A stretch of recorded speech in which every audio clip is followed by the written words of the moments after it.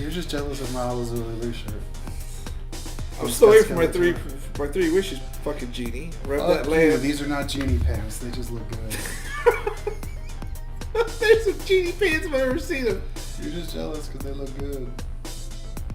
They look like a grandma couch. You wish. You cannot deter me. As much as you might try. Ready? Stace.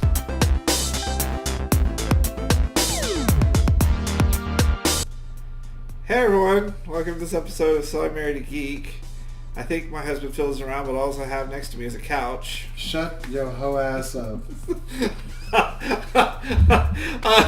Welcome to the show, y'all, where we invite you into our lives and our I like these pants. I think they look good, and you cannot deter me. pitfalls and perils of genie pants. These are not genie pants. You're hateful. This motherfucker wore them out. He did a fashion show when he bought these pants, if you can call them that. They're pants. And he came walking, I go, what do you think? I said, where's my three wishes, bitch? And he threw something at me and turned around and walked away. Yeah, that was your first wish, is you wanted me to throw shit at you. That wasn't my first wish. That's why you asked that question, because you were wishing. That wish was motherfucking for free.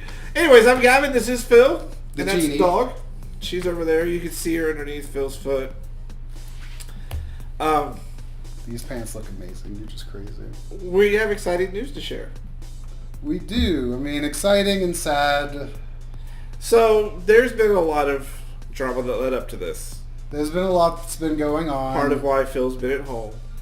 And I made the decision that for my own mental and physical health, I needed to change jobs, change careers. And I've worked at the same place for 14 years, and anybody who's been at this place has told me before, you have to change up your job every 2 or 3 years or you'll go crazy. And I had been in the current position I was in for 4 years, and it was very stressful, and it took quite a toll on me. It required 50 to 60 hour weeks on a regular basis. I was on call 24 hours a day. I was all He things was on to call, all people. but it didn't really take effect very often until they had releases.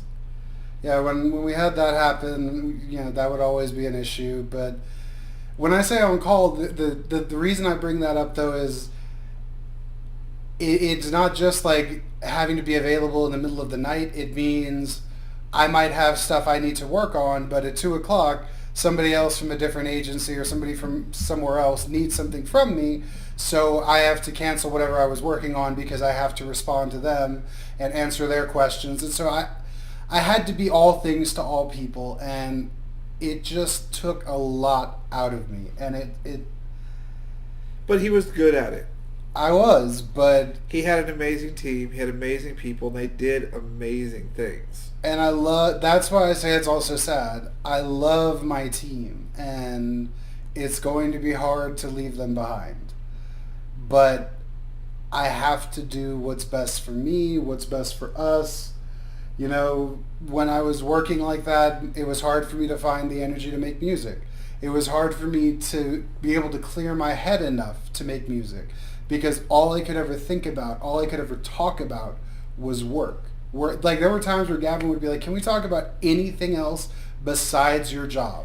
It used to be when we were driving home, because we carpool, because we work so close to each other. Yeah, we literally 2.5 minutes away from each other. And I would just hear the nightmare stories about the entire day. And part of me was like, I don't understand how this is real, but he doesn't work in the private sector. And I was like, how is some of this stuff legal? And there's no watchdogs, there's no oversights, there's just what happens. And so he got screwed pretty badly, a lot. I'm not even gonna lie, a lot. And I'm not going to comment. He's not commenting, but I don't understand how things happened the way that they did, and how they were allowed to happen the way that they did, especially when you consider the ramifications of it all. But he was trying to get a new job, and nothing ever happens fast, apparently. No, but it took a while for me to even apply. You remember you were frustrated because I wasn't applying for jobs in the beginning. Because in the beginning, my goal when I went on leave really was to try to get back to a healthy place where I could go back and be my old self again. And after a couple of months, I realized that couldn't happen. I couldn't go back to being who I was. I couldn't go back there anymore. And that I had changed and that I was a different person. And it's not necessarily all on him. There are outside factors that played into this. Because he was really good at his job. He was really good with his team. They all loved him. Like, they would come over when, like, we had major instances in the family. Like, I loved them. I'd go up there for Diwali. They were the nicest people. They were the most professional. And I love them, and I'm going to miss them. Oh God, it's breaking my heart thinking about it. But most of them have already gone. A lot of them are leaving. They saw the signs. They're like, we got to go. So most of them are in better places, and you're going to see them again. But I am excited about this new opportunity. It's something that I've applied for this kind of a job before, and I've almost accepted the position before.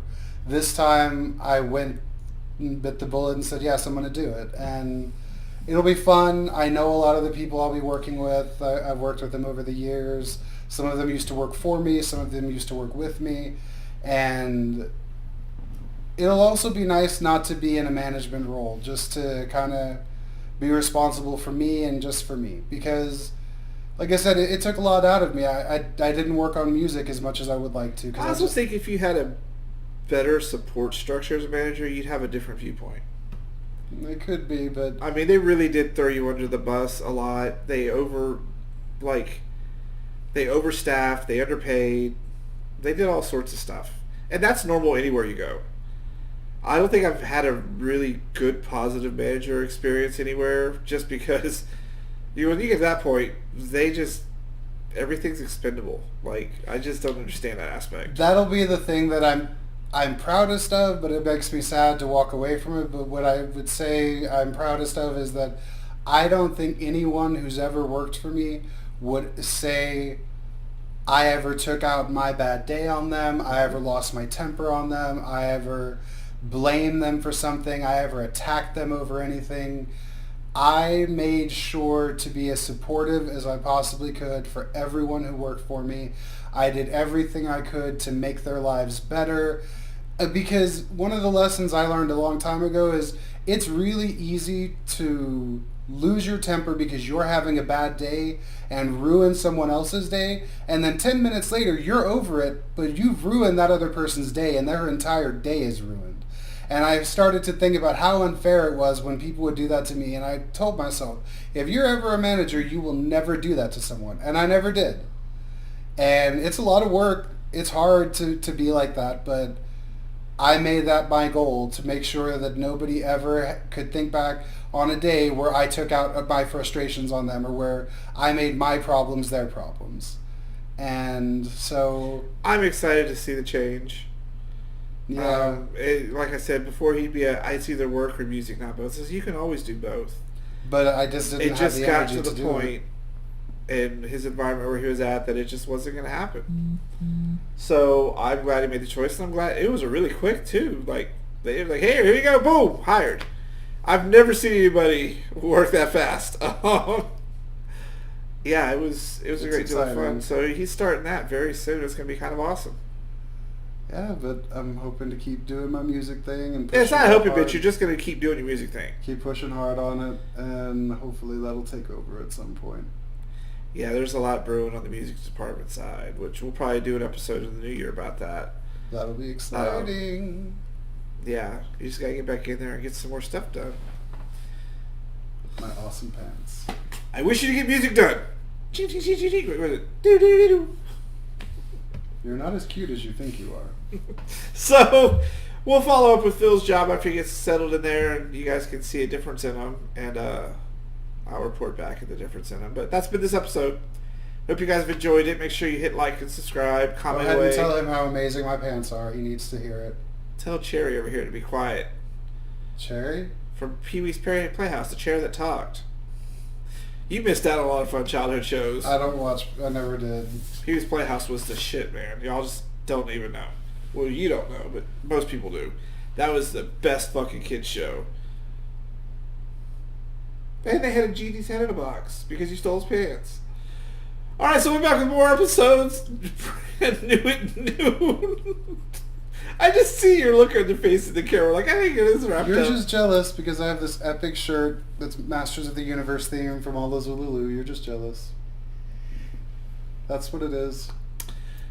So yeah, hit us up with comments, ask us questions, let us know what you want to see. And like I said, in the new year, we're going to be filming a pilot of a reality show to hit you guys with, see what you all think about us off the couch in the house. I think it's going to have a nipple pinch counter because every time I walk around the corner, poof, every time I don't pinch. I touch. whatever. It'll be a nipple molestation counter. Every time he grabs you, guys have to take a shot. We'll all be drunk dead by the end I was of about it. to say, man, we're gonna have some alcohol poisoning if people make that into a game.